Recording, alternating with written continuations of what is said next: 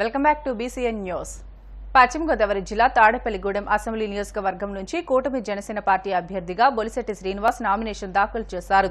ఈ మేరకు ఆయన మాట్లాడుతూ కె పెంటపాడులోని వేణుగోపాలస్వామి ఆలయంలో ప్రత్యేకంగా పూజలు నిర్వహించారు. కూటమి నుంచి టీడీపీ, బీజేపీ, జనసేన నాయకులు భారీ ర్యాలీగా ఆలయానికి చేరుకున్నారు. అనంతరం వలవల బాబ్జీతో కలిసి బొలిశెట్టి శ్రీనివాస్ ర్యాలీగా తహసీల్దార్ కార్యాలయానికి చేరుకున్నారు. ఊరేగింపులో ఉండగానే ముహూర్త సమయం దాటిపోవడంతో ర్యాలీలోనే నామినేషన్ పత్రాలపై సంతకాలు చేశారు. ఈ కార్యక్రమంలో మాజీ ZP chairman Mullapudi Bapiraju, TDP నియోజకవర్గ పరిశీలకులు మందలపు రవి, కూటమి నాయకులు, కార్యకర్తలు భారీగా తరలివచ్చారు. బీజేపీ డబుల్ ఇంజిన్ ప్రభుత్వం నరేంద్ర మోడీ గారి యొక్క ప్రధానమంత్రి అవ్వాలని ఈ ప్రజలందరూ ఆకాంక్ష. మీ అందరినీ చూస్తానంటేనే అర్థమవుతోంది. మీరు చూపించిన అభిమానానికి ఎప్పుడు నేను రుణపడి ఉంటాను.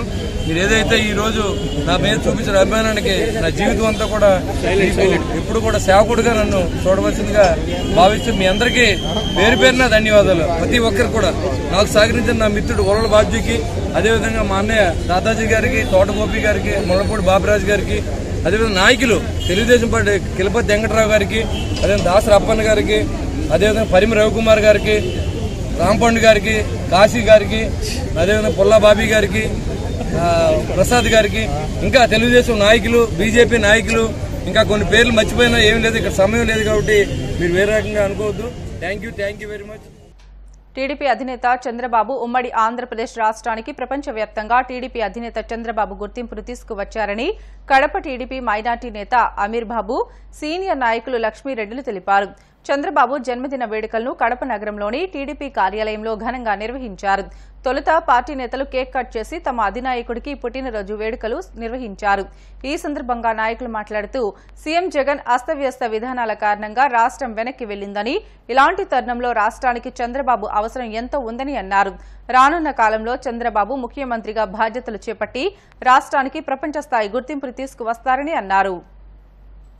జాతీయ తెలుగుదేశం పార్టీ అధ్యక్షులు, మాజీ ముఖ్యమంత్రి వర్యులు, గౌరవనీయులు శ్రీ నారా చంద్రబాబు నాయుడు గారి పుట్టినరోజు శుభ సందర్భమున కడప నియోజకవర్గంలో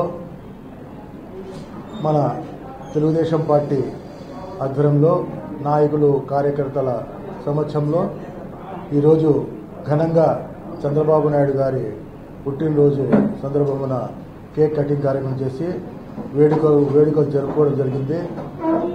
ఈరోజు చంద్రబాబు నాయుడు గారు కేవలం ఒక ఆంధ్ర రాష్ట్రానికే పరిమితం కాకుండా ప్రపంచంలోనే గుర్తింపు కలిగిన ఏకైక నాయకుడు మా నారా చంద్రబాబు నాయుడు గారు.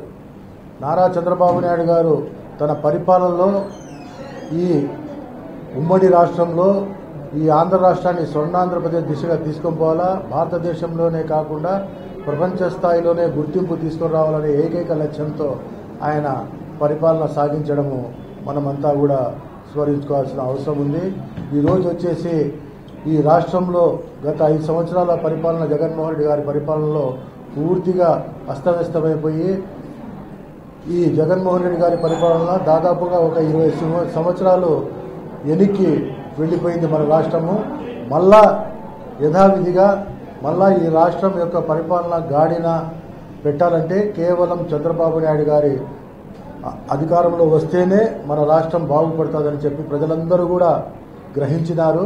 తేట తెల్లమైపోయింది. అందువల్లే ఏ సర్వేలు చూసినా కూడా చంద్రబాబు నాయుడు గారే ముఖ్యమంత్రి అవుతారు, ఆయన పరిపాలనే వస్తుందని చెప్పి ముక్తకంఠంతో అందరూ కూడా ఘోషిస్తున్నారు. కాబట్టి ప్రజలందరూ కూడా ఆయన యొక్క ఆరోగ్యాన్ని, అలాగే ఈ ఆంధ్ర రాష్ట్రాన్ని ఒక మొత్తం భారతదేశంలో ప్రపంచ స్థాయిలోనే గుర్తింపు వచ్చే విధంగా ఆయనకు శక్తి ఇవ్వాలని పనిచేసేదానికి ఆ అల్లాను, భగవంతును ప్రార్థిస్తూ ఆయనకు ఆరోగ్యం కల్పించాలని ఆ అల్లాను ప్రార్థిస్తున్నాను. కడప నియోజకవర్గానికి సంబంధించినటువంటి పెద్దల సమక్షంలో మా నాయకులు అమీర్ బాబు గారు, అనేక మంది ఈరోజు మా నాయకుడు నారా చంద్రబాబు నాయుడు గారి 74 సంవత్సరాలు పూర్తి చేసుకుని 75వ సంవత్సరం అడుగుపెడుతున్నటువంటి శుభ సందర్భంలో ఇక్కడ ఆయనకు మంచి జరగాలని ఆ భగవంతుని ప్రార్థిస్తూ ఆయనకు మంచి జరగాలి.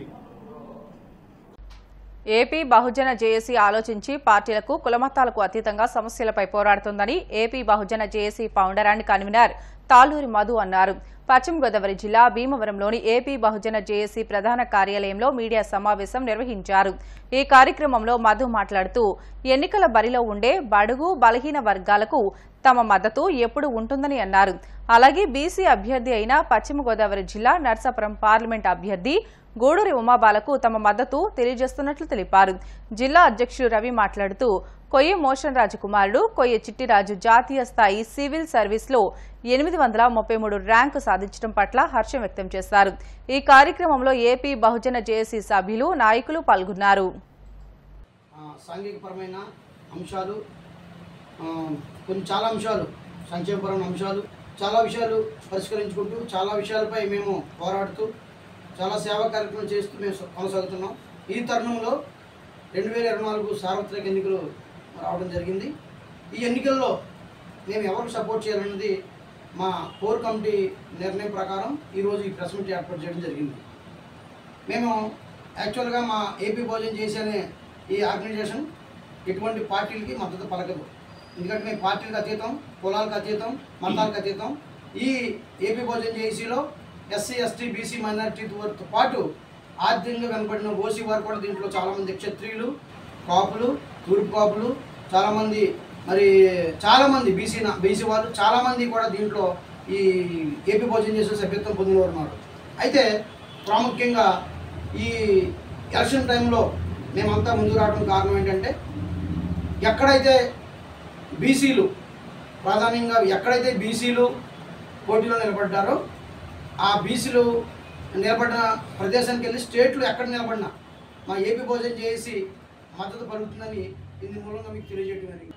భీమవరం మహాపట్నంలో బహుజన జాయింట్ యాక్షన్ కమిటీ మెయిన్ ఆఫీస్లో ఈరోజు ప్రత్యేక సమావేశాన్ని జేఏసీ కోర్ కమిటీ ఆహ్వానం మేరకు ఏర్పాటు చేయడం జరిగింది. అందరికీ జేఏసీ సభ్యులందరూ కూడా నా జైబీని తెలియజేస్తున్నాం. అలాగే ముఖ్యంగా ప్రెస్ అండ్ ఎలక్ట్రానిక్ మీడియా వారికి కూడా నా జైబీని నా ధన్యవాదాలు తెలియజేస్తున్నాం.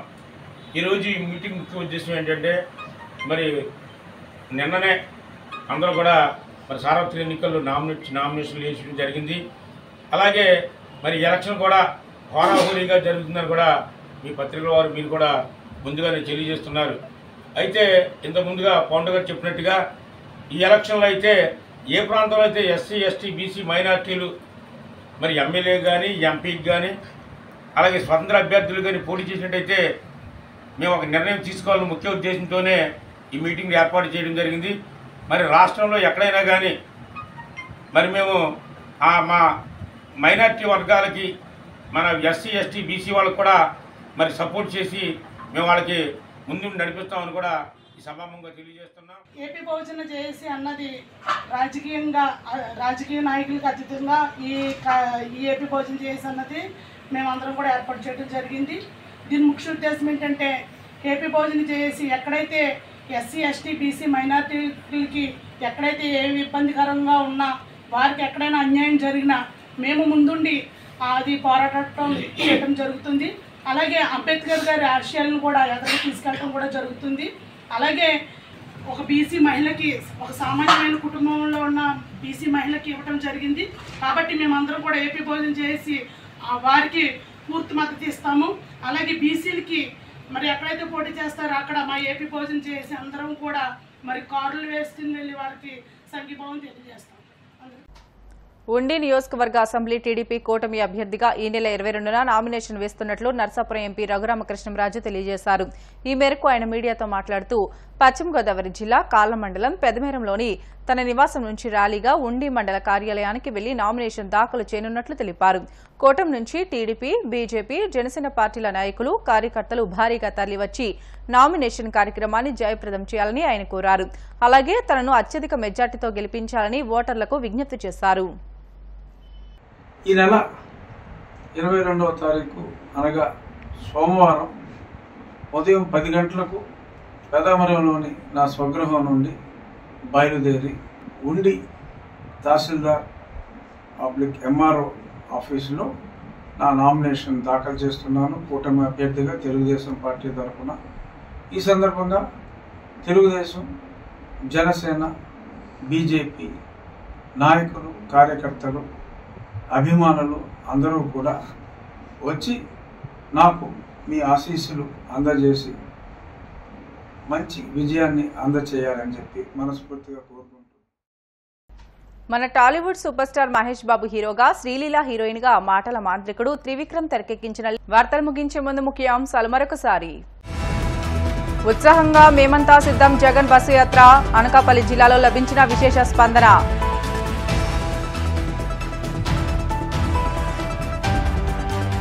పిఠాపురంలో చంద్రబాబు పుట్టినరోజు వేడుకలు, శుభాకాంక్షలు తెలియజేసిన పవన్ కళ్యాణ్.